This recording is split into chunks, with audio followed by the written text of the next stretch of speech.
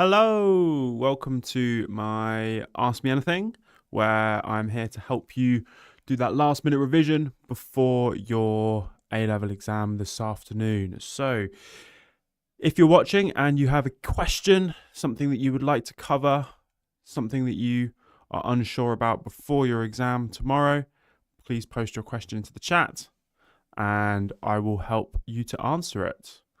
I will help you to work through what it is that you may be struggling with for our exam tomorrow.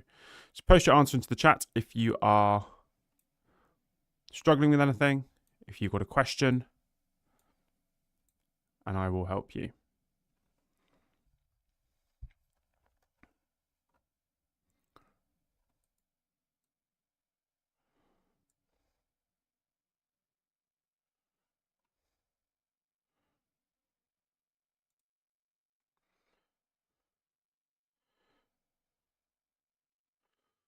So if you are just joining, post your answer into the chat so that I can answer your questions. Ask me anything before your exam this afternoon and I will help you out and I will make sure no stone is left unturned before your exam this afternoon. So if you've got any questions, do post them into the chat and I will be happy to help you.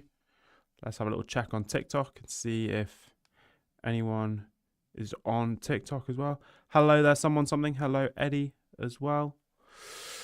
Eddie, should you start at the beginning or the end of the paper? I mean, it's personal preference, really, I think. I think it makes sense to work your way through the multiple choice questions first. They are, I guess, a little bit easier. Like you can go through that process of elimination. I think with the multiple choice questions, I would probably give yourself like a minute per question. And if you find yourself spending longer on that question, then maybe leave it and come back to it later. And I would like make sure you kind of circle or highlight the questions that you're coming back to later so that you don't miss them. Which photosynthesis practical are you talking about there, something? If you let me know in the chat and I will help you out. Phoebe, a quick percentage change question, absolutely. So let's imagine we had something like our change in mass of a piece of plant tissue. So we've got our plant tissue.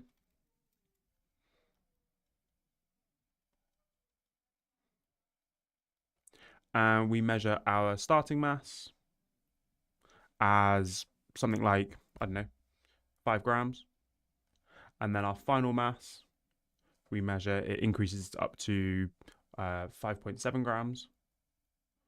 Our percentage change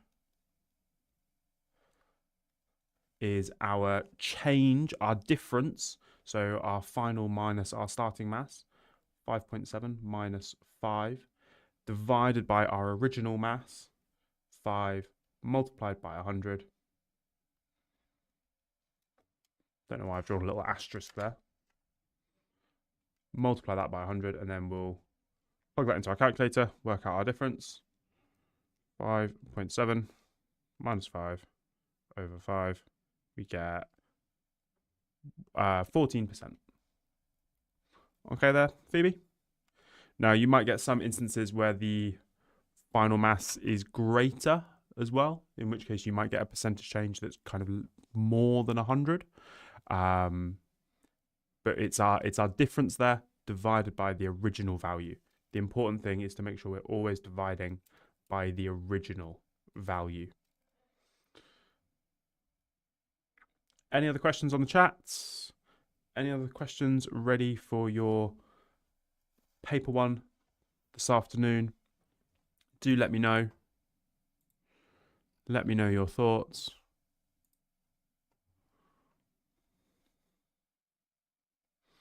The practical on yeast respiration, absolutely there's something. So if we were investigating perhaps anaerobic respiration, yeah, sure thing, Eddie, I'll do that in a minute. So if we were investigating anaerobic, then we would have our test tube. set up. In our test tube, we would have our yeast suspension. And one of our key control variables for our yeast suspension is going to be the concentration of the yeast. So we're going to control the yeast concentration, because remember what I said this in our cram courses yesterday, that the enzyme concentration is what we're investigating here. We're investigating the enzymes that are carrying out anaerobic respiration. And obviously the yeast contain the enzymes. The more yeast, the more enzymes there are. So if there's more yeast, we're going to get a faster rate of anaerobic respiration. And then we're also going to have within this suspension our respiratory substrate.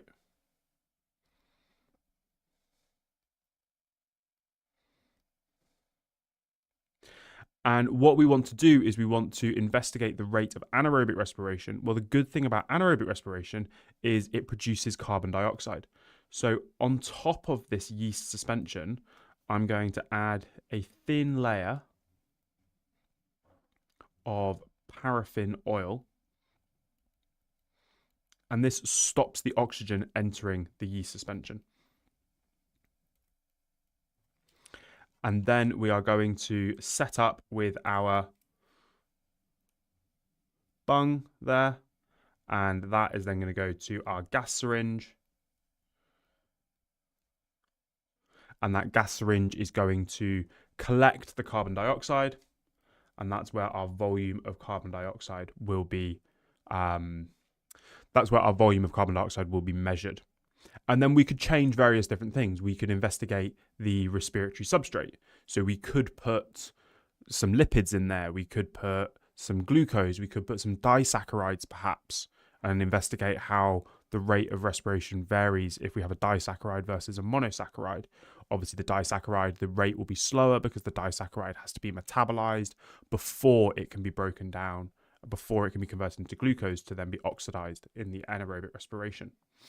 We could investigate the yeast concentration. We could also put this whole thing into a water bath to investigate how temperature affects the rate of respiration as well there.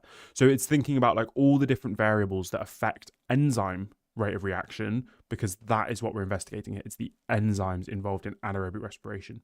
So hopefully that answers your question there, Eddie. Not Eddie, sorry, someone something. If you do have any other questions, do post them into the chat. Then Eddie's question about the sliding filament theory and each of the bands. So our sliding filament model, we've got two different parts there. We've got the sarcomere and the sliding filament model. So let's talk through the sarcomere first. So initially, we've got our Z line at the end of the sarcomere. Attached to the Z line, we have the actin filaments. And we also then have our thick myosin filaments as well. So then we've got our thick myosin filaments, and the myosin filaments end at the M line in the middle. So then we draw them on the other side as well, because our sarcomere has two sides to it. And then we've got our actin filaments again, our thin actin filaments, and then our Z line. And our different parts of our sarcomere there, we've got our Z line. Sure thing there, Orbs. I will get to that in a minute. And yes, Sophia and Gemreg as well. I will get to your questions. We've got our Z line here too. Our M line in the middle. The area around the M line that is actin only. So myosin only. So no actin. That is our H zone. Then we have our area from the Z line to the end of the myosin. This is the I band. And then the length of the myosin is the A band. So those are the different parts of the sarcomere. And what's going to happen is those Z lines are going to move closer together.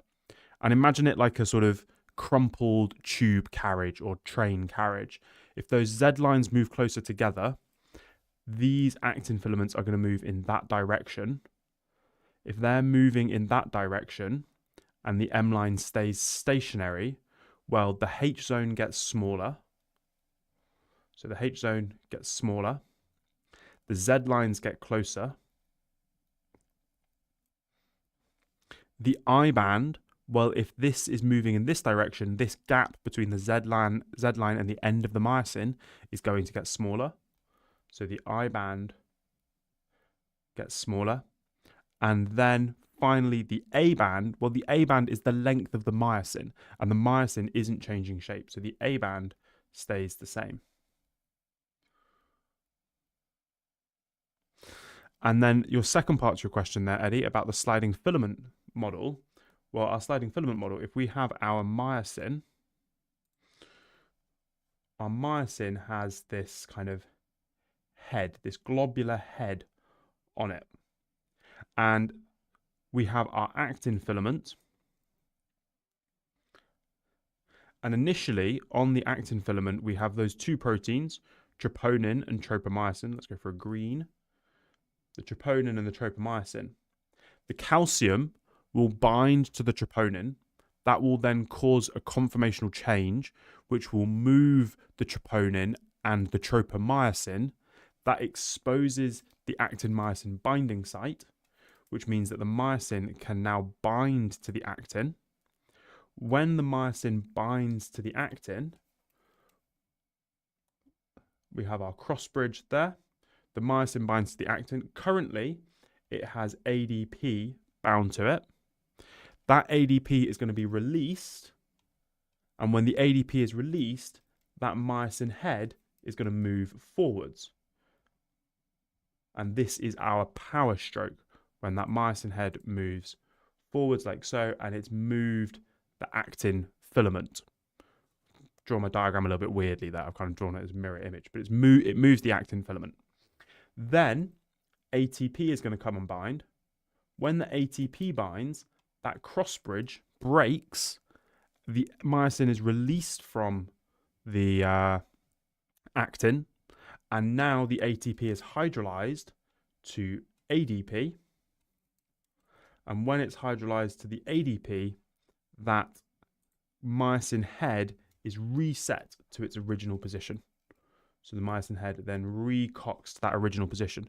And then it might form a new cross bridge. The ADP gets released, power stroke again, and continues to pull on those actin filaments, pulling them more and increasing the force of contraction.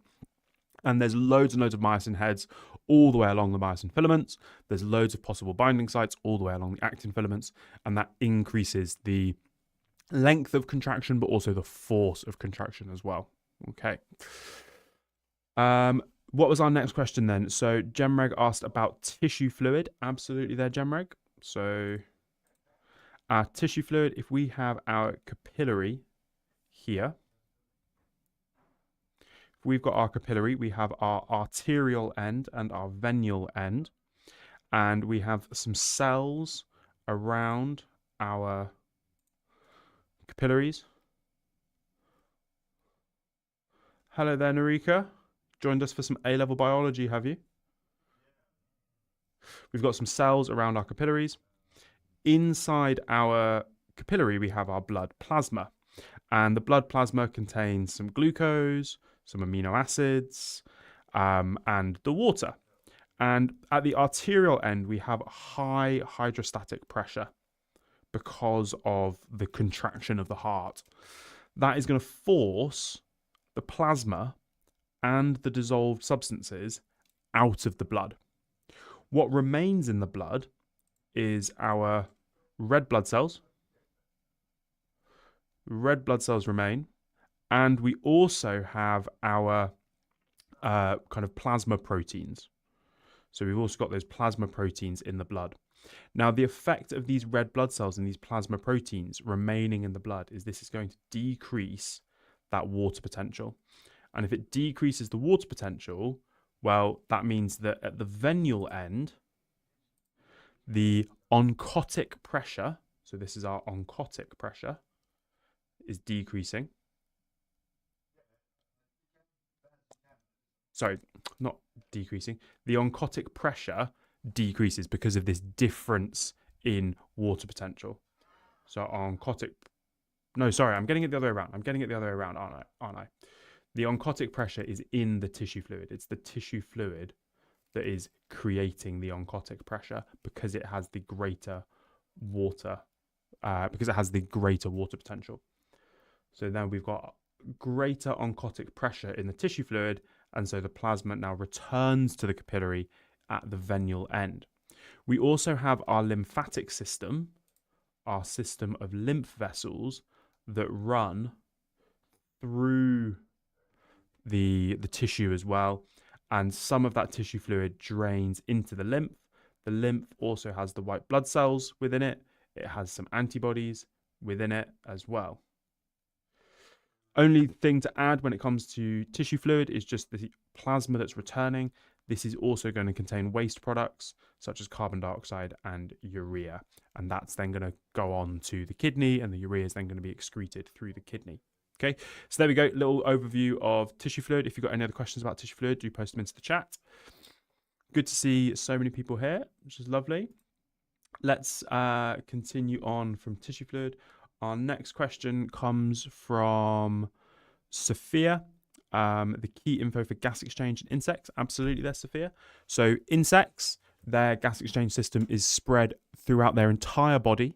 Because they are smaller in size and have a larger surface area to volume ratio, they can primarily rely on the diffusion of gases through their gas exchange system. Okay?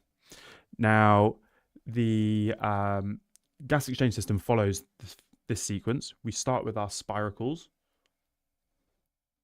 The spiracle then goes into our tracheae, or trachea. Some people just call it a trachea. The trachea goes into our tracheoles, and our tracheoles go into our tissue, so leading directly into the tissue. Now, some of these, we've got some adaptations here. The spiracles can open and close. That helps to regulate water loss, preventing excess water loss. It also helps to, if you imagine in a building, if you've got the windows on one side open and the windows on the other side open, you get airflow through the building. And insects can do the same thing by opening the spiracles in like the head and then opening the spiracles in the abdomen. It kind of increases the airflow through through the gas exchange system, and that increases ventilation. So the spiracles can also be used for ventilation.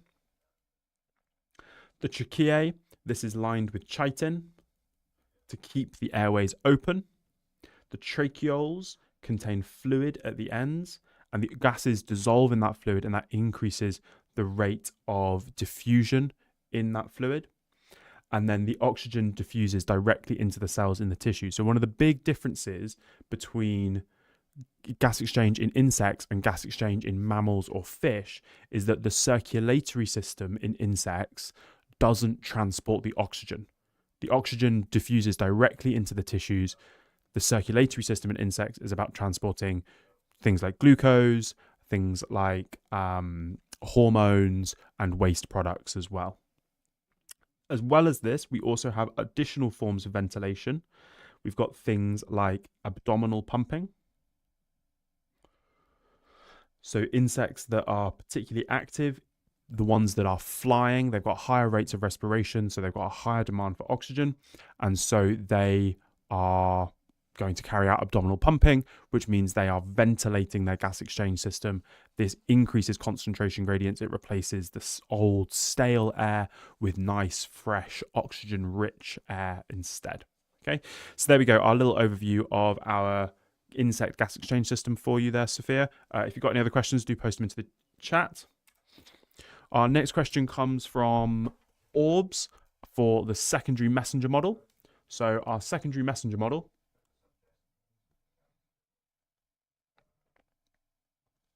we have our cell membrane, and we've got a hormone such as insulin or glucagon, something that is unable to cross the membrane. So the insulin is a large peptide hormone. It cannot cross the membrane. So what it is going to do is it's going to bind to a receptor. And on the other side of the receptor, on the other side of the membrane, we have an enzyme, which is our adenylyl cyclase. Sometimes called adenylate cyclase, is the same thing.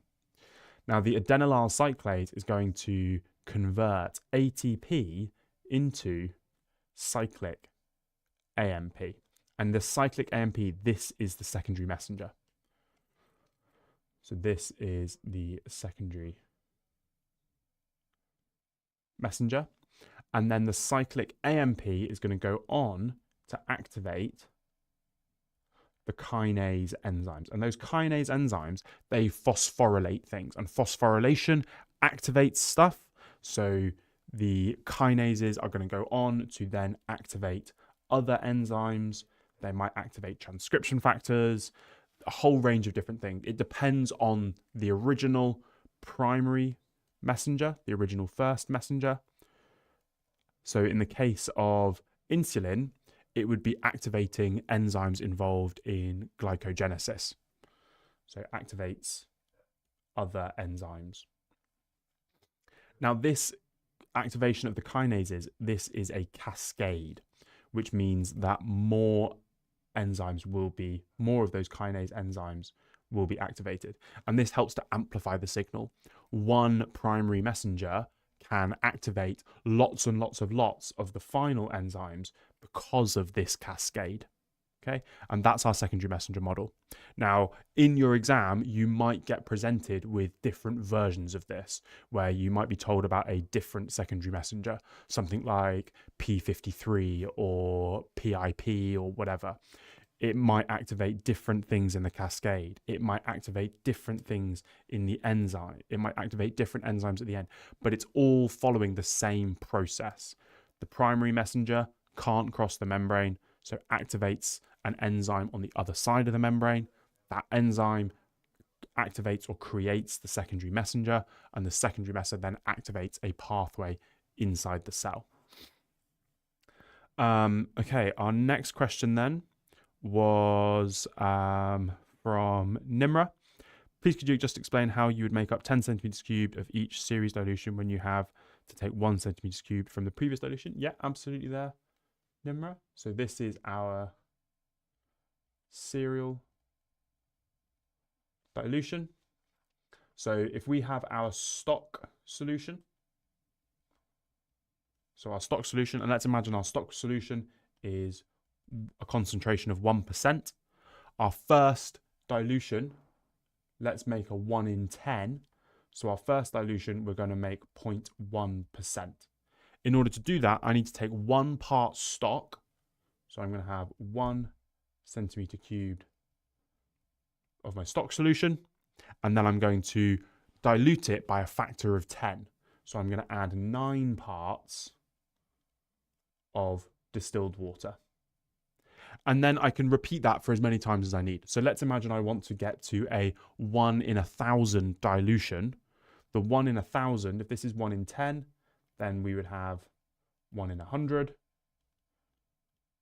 And then we would have 1, oh, I've added an extra 0 there. Then we would have our 1 in 1,000. So to get to our 1 in 1,000, first we need to do our 1 in 10, which would be 1 part of the 1 in 10 dilution, the 0.1%, and then 9 parts water. And then our 1 in 1,000 will be 1 part of the 1 in 100 dilution, the 0.1%, sorry, 0.0, let me rewrite that, 0.01%, 0.01%, and then 9 parts of our water again. It doesn't have to be 1 in 10. We could have other dilutions. So if we wanted to do like a 1 in 5 dilution, 1 in 5 would be 1 part stock to 4 parts water. So a total of 5. If we wanted to do a 1 in 20, then it would be 1 part stock to 19 parts water. It depends on what we want to do, okay? But what we need to do is the total here adds up to whatever the dilution that we want is. And that's it. That's our serial dilution done, okay? And the advantages of this is that we don't have to measure out very, very, very small volumes to achieve our very small dilutions. Okay, the next question was from Jack. Let me just make a new slide so that we can answer that next question. Move this over here so I can do that. There we go. So our next question from Jack, do you draw a curve on a graph or dot to dot? It would depend on the data there, Jack. So if there are intermediate values, so if the x-axis was the temperature, perhaps, or if the x-axis was the, let's imagine the kind of substrate concentration or time, perhaps, then you would want to draw it as a smooth curve, a smooth line of best fit. If your data has, if you're looking at a correlation perhaps, and you don't know that there's that causation, then you would want to just leave it as a scatter plot. You don't do your dot, you don't draw your line of best fit. I'm trying to think of an example of where you would do a dot, where you would kind of dot to dot and do a sort of zigzag line. An example I can think of like that is if you had perhaps kind of the year on the x-axis and maybe like species richness or like index of diversity on the y-axis. And if we measured a series of years, so we've got 2020, that's not how you write 2020, is it? We've got 2020, 2022. Let's imagine we do it every 2 years, 2024. Well, I haven't measured the index of diversity between those years, so I don't know whether or not it's going to have followed that trend. There could be kind of some sort of random fluctuation. So even if it's like increasing generally over time, I can't draw my line of best fit there because I haven't measured the values in between. So instead, I'm going to do my dot to dot in this instance. And let's kind of go into the future. And then we can see that very badly drawn dot to dot there. In the general case, Jack, if you are asked to plot a graph in your exam, most likely it will be, if it is a line graph, most likely it will be a line of best fit. Okay. So if you have to plot a graph in your exam, you might have to work out whether or not you draw a bar chart or a line graph. If you work out that it is a line graph that you have to draw, it is 80% likely, I want to say, maybe 90% likely that it will be a line of best fit. Okay. ABD, what are the topics that may come up? Absolutely everything in module 2. Those are the most important ones. Those are our foundations in biology. They are going to come up in every single paper. They are going to come up in every single question. They're going to be weaved through the entire thing. Okay. Predictions beyond that, which parts of module 5 will come up, I don't know.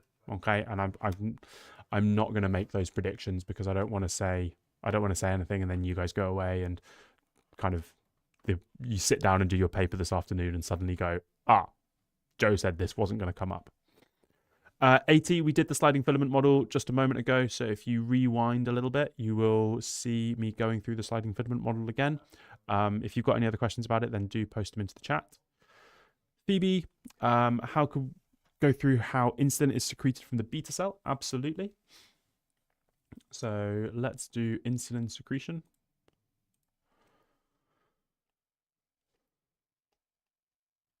So our insulin secretion. So we have our beta cell. Let's draw a beta cell. Here we go. This is our beta cell. Now, in our beta cell, we're going to have lots and lots of glucose. The blood glucose level is high, which means the glucose is diffusing out of the blood into the cells. There's lots and lots of glucose available. That means we have a really, really high rate of respiration. If we've got lots of respiration, that means lots of ATP is going to be being produced.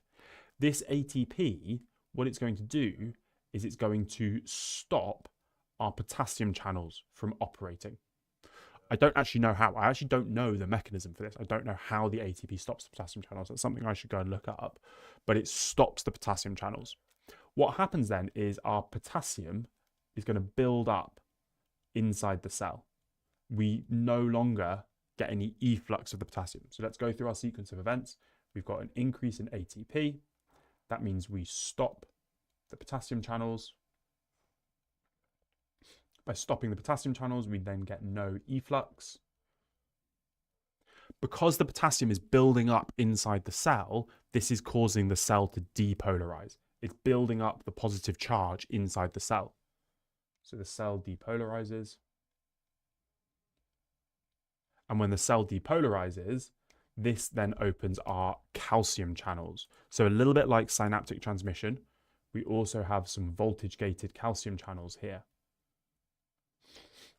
So now our voltage-gated calcium channels open. And when those calcium channels open, we get our influx of calcium. So then we get our influx.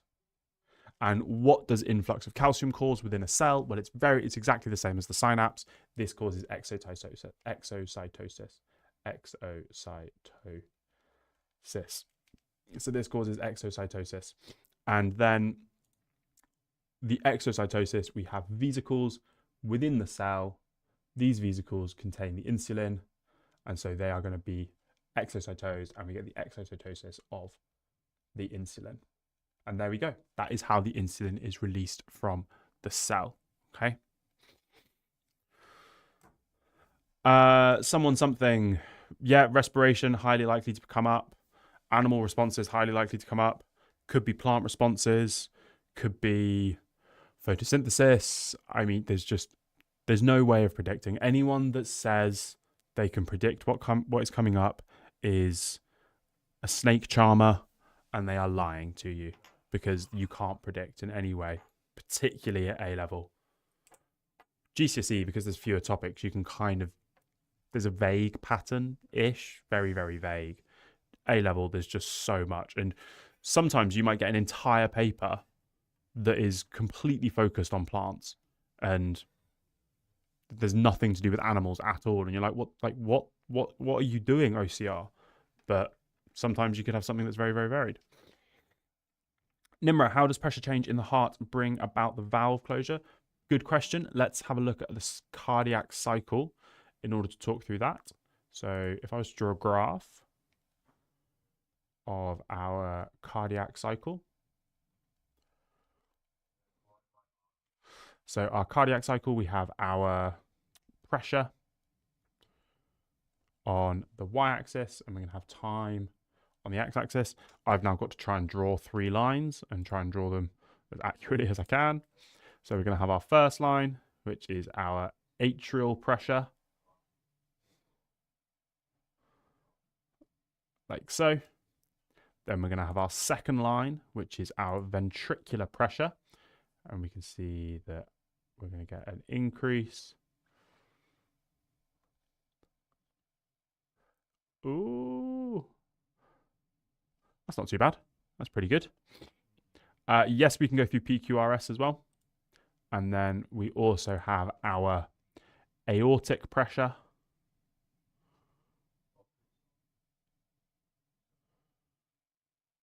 That's not quite accurate enough. Let's redraw that slightly. We then also have our aortic pressure. Yeah, there we go. That'll do. That'll do. This line's supposed to go down. Ignore that bit. So the pressure changes. Well, as the atria contract, the volume of the atria decreases. That increases the pressure. And what that means is that the pressure in the atria is greater than the pressure in the ventricle. And if the pressure in the atria is greater than the pressure in the ventricle, the atrioventricular valve opens. It allows the blood to flow through. Once the ventricle starts to contract and the ventricular pressure is now greater than the aortic pressure, those valves are shaped like this. So they can go this way. If the blood starts coming this way, what it does is it pushes the pits of the valve together and it can't come through. So it can only go in one direction. Now, as that pressure increases, the ventricular pressure is then greater than the aortic pressure at this point here, and that's when the semilunar valve opens. And the semilunar valve, really, really similar shape and structure to the atrioventricular valves. Once the semilunar valve opens, the blood starts entering the aorta, And then as the ventricle goes into diastole and starts relaxing and the pressure decreases, well then once it's lower than the aortic pressure, then the semilunar valve closes.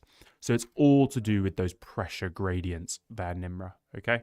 So if the pressure behind the valve is greater, then the valve opens. If the pressure in front of the valve is greater, then the valve closes. And the systole and diastole is what leads to those changes in pressure. Okay, and then your quick question about the PQRS complex as well. So if we've got our ECG trace, yes, Molly, I can definitely go over surface area to volume ratio, and I'll do that in just a second. Our ECG trace, we have our initial kind of bump, and that's the depolarization of the atria. So the activity of the SAN depolarizes it. Then we get our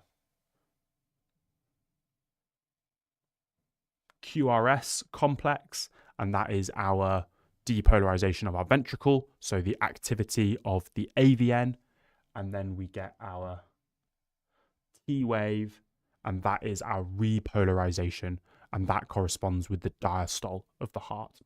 Just a point to note, guys, for anyone that is watching, we are doing OCR and AQA, so anyone that's watching this ECG trace, this is all to do with OCR.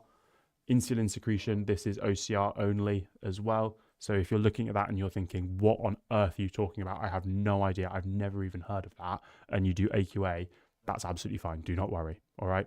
Cardiac cycle, that's both. But everybody's got to know that. Molly, your question about surface area to volume ratio. So if we have a shape, let's imagine we have a kind of flattened cuboid cell like so. And our cuboid was kind of 1 centimeter tall, 3 centimeters wide, and 5 centimeters long. Or, I mean, it's a very big cell, but our surface area is going to be our area of each face. So we've got this face here, face A, that's 1 times 3, but there's 2 of those because there's one here and there's one at the back there as well. So 2 times 1 times 3 plus face B there, which is going to be 5 times 1. And again, we've got 2 of those. And then we've got face C, which is going to be 3 times 5. So 2 bracket 3 times 5. So our surface area there is going to be what? 2 times 6. 2 times 6 is 12 plus 2 times 5. Oh no, 2 times 3. What am I talking about? 2 times 3 is 6 plus 2 times 5 is 10 plus 2 times 15 is 30. So we get a total of 46. And then our volume is our width times base times height. So 3 times 1 times 5. And there we have 15. So our surface area to volume ratio is going to be 46 divided by 15, because I'm going to divide all sides of my ratios by the right-hand side. So 46 divided by 15, and our surface area to volume ratio is 3.1. 3.1. And if we change the shape of the box, if we change the dimensions of the box, that is going to affect the surface area to volume ratio.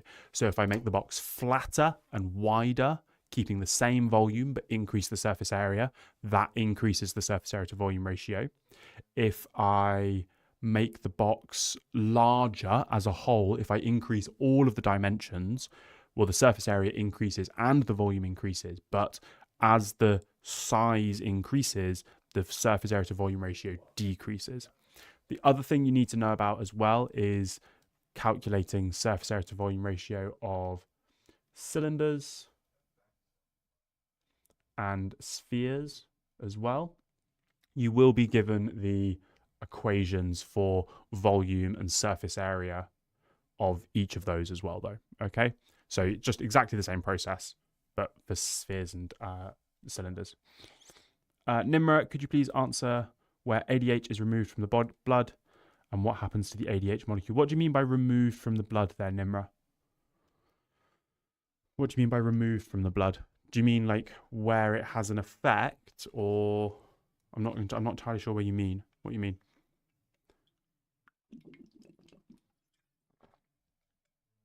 So remember, the ADH is acting on the collecting duct. So the collecting duct is within the nephron of the kidney, within the renal capsule, the renal pelvis. The ADH is binding to the cells of the collecting duct, increasing the permeability.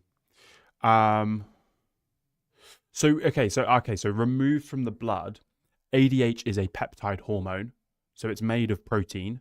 So where does the protein get removed from the blood? Basically, it's the liver. This is linking ADH. This is linking the function of the liver in excretion and kind of deamination to the kidney. It's a bit of a sort of trick question. That's a nasty question by the examiners there, isn't it?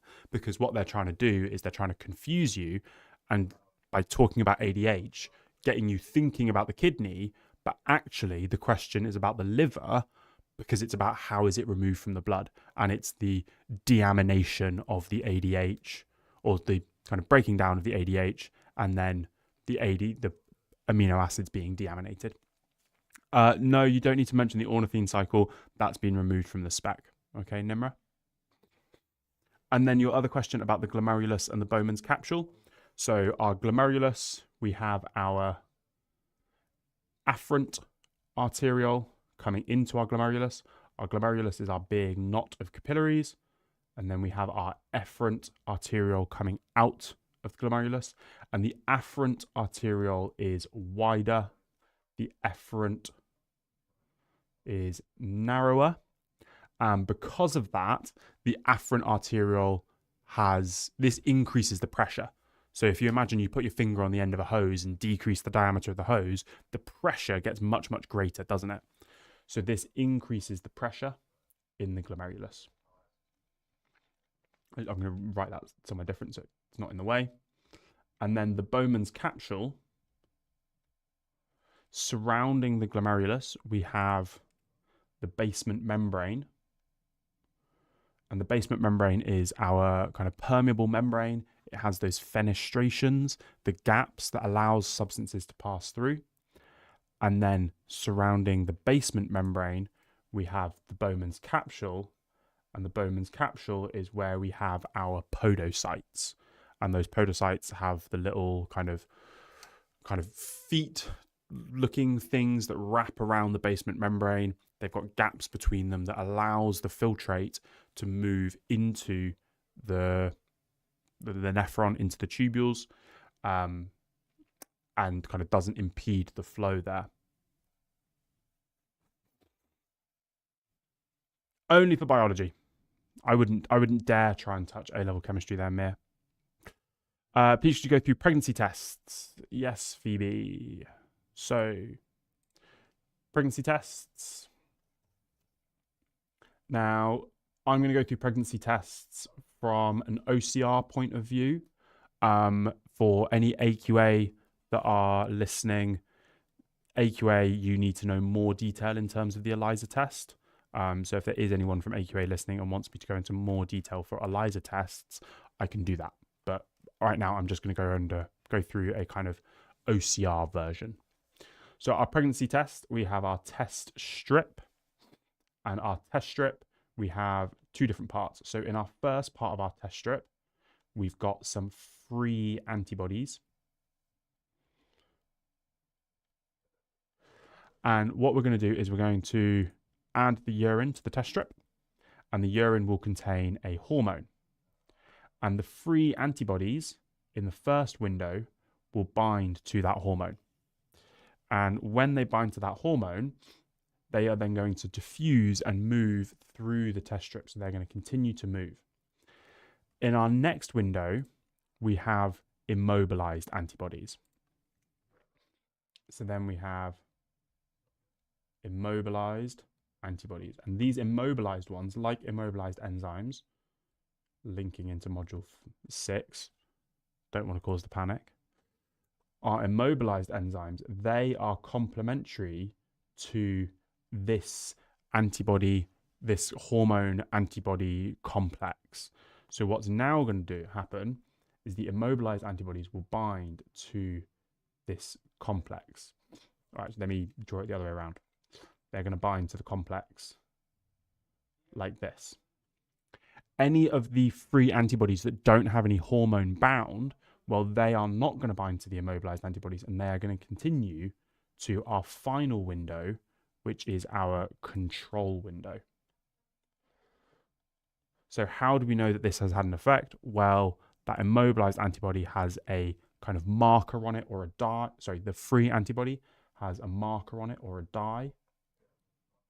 So if we get the two lines where we have a line of dye in the immobilized window, the test window, and a line in the control window, that tells us that the antibodies have moved, and it tells us that they have bound to the immobilized antibodies, which tells us that the hormone is present. If we only get a line in the control window, that tells us that there's no hormone present. If we only get a control in the immobilized antibody window, the test window, that tells us that the test hasn't worked properly. For some reason, there is dye in the test window, but it hasn't moved through to the control window, so there's something that hasn't worked properly. The test is faulty. Okay.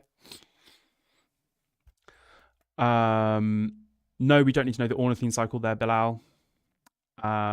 Different command words. Yep, I can go through that. And then light dependent stage, I will go through that as well there, Zach, in a second. So different command words. I mean, you've got your easy ones. You've got your state, name, give, identify. Those ones, they're kind of the pretty easy ones, the kind of 1 and 2 mark, the AO1 type stuff. The more complicated ones, the AO2, you've got your describe. This is where you need to give a detailed account, and the number of marks will indicate to you what level of detail you need to go into. And I would always say more detail than you think. Always give more detail than you think. And like I said in our cram course last night, if you can use the more technical word whenever possible, you're going to improve your grade. I remember marking some work a few years back and thinking as I was marking my students' work, if all of my students, if they just used a more technical word each time they answered a question, I reckon they would get more, they would definitely get more marks, and I reckon they would get enough marks to go up an entire grade, okay? So just think, can I use a more technical word? Instead of saying breaking down, say hydrolysis. Instead of saying, my mind's gone blank, I'm just trying to think of some other examples. Use the more technical word when possible. Then we've got explain. Very simply, this is what and why. So what is happening and then why is it happening? And you really want to think about cause and effect, cause and effect, cause and effect. What is the cause? What is the effect? And give that in your answer and think about all of the stages. So all of the stages of cause and effect. Then we've got our suggest / justify. Suggest / justify. You want to think a logical reason why. And I always think it's good to imagine you're trying to tell somebody, you're explaining this to somebody, and for them to think, for them to try and pick holes in your logic. This is what you need to be doing. So you're thinking about your reasons why, a logical reason as to why, and would somebody be able to find holes in your logic? And that's like your justification. Your justification is your reason as to why. And then the other main one is evaluate. And here is our kind of reasons, our positive reasons, our reasons in support, our reasons for, our kind of good things, and our reasons against. And you need to do both of them. So you need to do your reasons for and your reasons against. And you've got your evaluation of something ethical. So evaluation of stem cells, evaluation of DNA technologies, evaluation of kind of treatment programs, something like that. You've got ethical evaluations where you need to think good advantages and disadvantages. And then you have evaluations of conclusions. And when we do evaluations of conclusions, you want to think, how does the data support and not support? And there will be in the data a way that the data supports the conclusion, and there will be a reason that the data does not support the conclusion as well. And then we also want to think about the validity. So how does the experimental design, how does it improve the validity of the conclusion? Is there a control group? Is there a large sample size? How does it not improve the validity? Have they not controlled certain variables? Is there conclusion about the action in humans when actually the drug trial was done on rats, perhaps, as a good example of that? Okay, so those are the kind of the 4 big command words. I mean, you can ask a physics question if you want there, Scuven. I will try to answer it. It's been a long time since I did A-level physics. Rislem, the 25 marker, that's paper 3 there, buddy. Paper 3, not this afternoon. Absolutely no way of predicting what the essay is going to be on. Our next question was from Zach about the light-dependent stage. So if we've got our thylakoid membrane here, in our thylakoid membrane, we have our photosystems. So I've got kind of my 2 photosystems there. And then I also have, then I also have my proton pumps, like so. And then I have my ATP synthase. My ATP synthase, like so. You can try and ask me a physics question there, Scuven. I'm not going to say I'm going to give you the correct answer. So in our light-dependent reaction, we have our light comes in. This causes our photoionization. So we have our electron in our chlorophyll that is going to be excited to a higher energy level, and that electron is then going to enter the electron transport chain. As it enters the electron transport chain, it loses energy, and that energy is used to move the H+ ions against their concentration gradient. Oh, I'm going in the wrong direction. Against their concentration gradient from our stroma into our thylakoid lumen. So they are being pumped against that gradient. This is establishing our chemiosmotic gradient.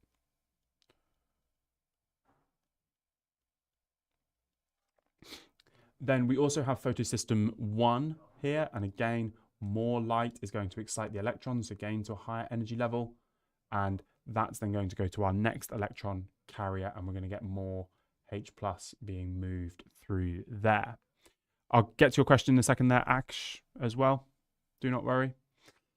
Then the electron that's left from the chlorophyll, that chlorophyll is now ionized. That electron needs to be replaced, and that's going to come from the water. So the photolysis of water, where we get our oxygen being produced, some more H+ ions, and some electrons, those electrons will replace the electrons lost in the chlorophyll. Let's just balance this super quickly. So we've got our 2 H2O, 4 H+, and 4 electrons there. And so this is our photolysis.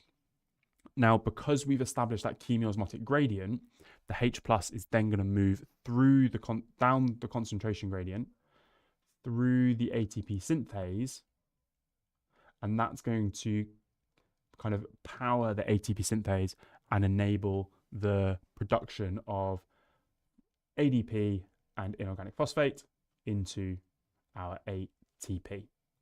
The last thing that's missing is our final electron acceptor, and this is occurring at the end of the electron transport chain, and that is our NAD. Oh, running out of space. Our NAD is being converted into our NADH, and that's from the electron there is joining that NAD. Okay. Good. There we go. So that is our light-dependent reaction. Let's have a look at the chat. We also have Sarahan. Let me just make a new slide so we can go through Sarahan's question. What do you mean by hormones there, BSD? I'll get to you in just a minute. So Sarahan's question was about endotherms. So our endotherms are organisms that are... Endotherms are organisms that regulate their own body temperature. So they are going to use internal mechanisms to regulate that body temperature. So things like if they are too cold, then we have got vasoconstriction if they are too cold. We also have our shivering and also an increase in metabolic rate. Because those metabolic reactions, heat is produced as a byproduct of those metabolic reactions. Okay. We also have if they are too hot, and if they are too hot, then that is going to lead to our vasodilation. And if we have our vasodilation, then that is going to reduce the amount of blood flow at the surface. And by reducing the amount of vasodilation is increasing the blood flow at the surface. And if that's increasing the blood flow, that is then going to increase the amount of thermal energy transfer as well. Then our vasodilation, as well as that, we have our kind of sweating as well. And then we also have our, alongside vasodilation, sweating, also the hair flattens against the body.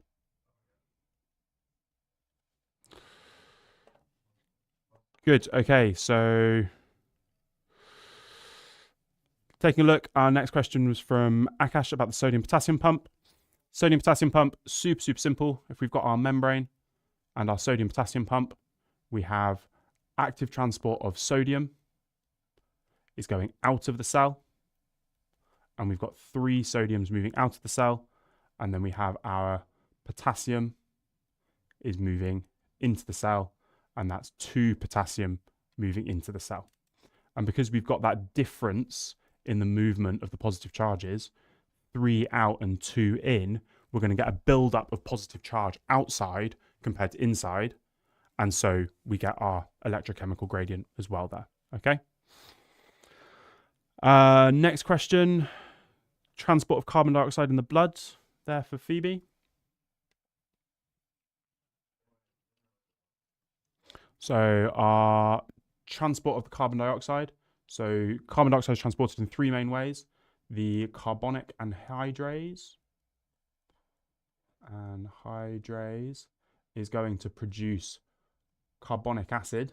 The carbonic acid will dissociate into H+ and our hydrogen carbonate ions, and those hydrogen carbonate ions will dissolve in the plasma. The carbon dioxide also binds to the hemoglobin, and by binding to the hemoglobin, it forms the carbaminohemoglobin. The carbon dioxide binds to the amino acids, and then also carbon dioxide dissolves directly into the plasma as well. Very good. Okay, taking a look at our next questions. Kyra, menstrual cycle isn't on OCR or AQA spec. I don't know what exam board you're doing. I don't think menstrual cycle is on any A-level exam board. Tan, we're doing A-level questions ready for the A-level paper, so I'm not going to go into your question about figs being non-vegetarian. That is a great fact, though, about the fig wasps. Randomized controlled trials there, Lokesh. So the randomized controlled trial, essentially we have 2 groups, Group A, Group B. Group A and Group E are kind of identical to each other in the sense that they are large sample size, same age, same biological sex, same ethnicity perhaps, same existing medical history. And we have 2 groups. One receives the placebo, one receives the control, one receives the treatment as well. Okay. Temi, if you go back, because we did the muscle contraction a little bit earlier, so you can rewind and watch back to see the muscle contraction. Taking a little look, Zach, your question about the sodium potassium pump, we'd also get the sodium potassium pump in the tubule cells of the proximal convoluted tubule to establish the ion gradient. Anyone doing AQA, we've also got a sodium potassium pump in the epithelial cells of the small intestine to establish that concentration gradient too. Then taking a little look, sodium co-transport there, Nori Poppins. Let me just make a new slide so we can go through sodium co-transport. So our co-transport, if we have our cell here, and this could be taking place in the epithelial cell of the small intestine or the cells of the proximal convoluted tubule. Initially, we have our sodium pump, and that is going to pump sodium out of the cell. This requires ATP, and we're going to get a buildup of sodium outside of the cell. Now, the sodium is then going to move via our co-transport protein. So this is our co-transport. And this time, the sodium is going to move with the glucose. So they're both going to move together. This is our secondary active transport. And the glucose and the sodium, well, the sodium's moving down its concentration gradient. The glucose is moving against its concentration gradient. So now we've got a buildup of glucose inside the cell, lots of glucose inside the cell. So then finally, the glucose is going to move via facilitated diffusion through that transport protein. Okay. That's our sodium co-transport there, Nori Poppins. Hope that helps. Sprawls, this is primarily OCR and AQA. Okay. If there's any, I don't know the Cambridge exam boards that well. Okay. Lots of it is overlap though. Nihar, mass flow. Yeah, we can talk about mass flow. So mass flow, we have our source. And our source is our photosynthesizing cells. We have our companion cells. Nihar, are you AQA or OCR? Let me know in the chat because OCR has a slightly different level of detail that you need to know. So we've got our companion cell first. You are OCR. Okay, let's go through active loading then. So active loading is very, very similar to sodium co-transport, but instead of the sodium, we've got hydrogen. So we've got our H plus is being pumped out of the cell. The H plus is then going to move back into the cell with sucrose. And then the sucrose is going to diffuse into our sieve tube element. The sucrose diffuses into the sieve tube element. So that's facilitated diffusion. When the sucrose diffuses into the sieve tube element, that's going to decrease the water potential, which means that the xylem that runs alongside the sieve tube element, the water will then enter the sieve tube element. How does the H plus leave the companion cell? Great question there, Zach. It is active transport, okay? So it's actively being pumped out of the cell. And that's why translocation, that's why mass flow is an active process and requires ATP. This then increases the pressure at the source. And then the assimilates, the phloem sap is going to move down that concentration gradient to the sink. And at the sink, the sucrose is going to move into kind of the root cells. Sucrose is going to be converted into starches. It's going to be broken down into glucose to be used for respiration, perhaps. It's going to be converted into other substances as well. Yeah, we can say it moves down the pressure gradient there, Julia. Exactly. And then as the sucrose leaves, that increases the water potential, which means the water then goes back into the xylem. And that's then going to reduce that pressure even more, establishing that pressure gradient. And that is our mass flow. Let's just have another look at the chat and see what we're saying. Julia mentions the difference between sympathetic and parasympathetic. So our sympathetic is like our fight or flight system. It's increasing the like activity. Our parasympathetic is our kind of rest and digest. It is decreasing the system. Okay, that's the difference there. Having another look. Gershan, can you mention stats tests if it says evaluate the method or just evaluate the data? No, absolutely. That evaluation there, Gershan. We could also talk about stats tests. So that would go into our validity as well. Now you need to think whether or not a stats test would be applicable and whether or not if a stats test hasn't been done, that can then be a negative for that can be a negative point. If the stats test has been done, then we can try and look at the overlap between standard deviations perhaps to try and determine that too. Okay. All right. Zuckerbrag, have difficulty learning cell structures and its components. So just keep revising them. Keep revising them. Where are we up to? Where are we up to? Lokesh, eutrophication. So our eutrophication there, Lokesh. If we have a river, so we've got our river. Let's draw a river. I don't know, something like that. Fertilizers are going to run into the river. That's going to lead to an algal bloom, which is going to build up on the surface. That then blocks the light, which means that the plants then die. When the plants die, the decomposers will break down those plants. If the decomposers break down the plants, that is then going to lead to, and like the decomposers are going to use up the oxygen in the water. As they use up that oxygen, it's going to then become anaerobic, and then the animals will die as well because there won't be any available for the animals. Okay, that's our eutrophication. Adaptations of hepatocytes. So hepatocytes are all about kind of absorption and exchange and metabolism. So we can think about what are the adaptations for exchange and what are the adaptations for metabolism. So they're going to have a kind of high surface area to volume ratio. They're perhaps going to have kind of folded structures. They are also going to have many mitochondria for metabolic reactions. They're also going to have many ribosomes to produce enzymes for metabolic reactions as well. Taking a look at some other questions.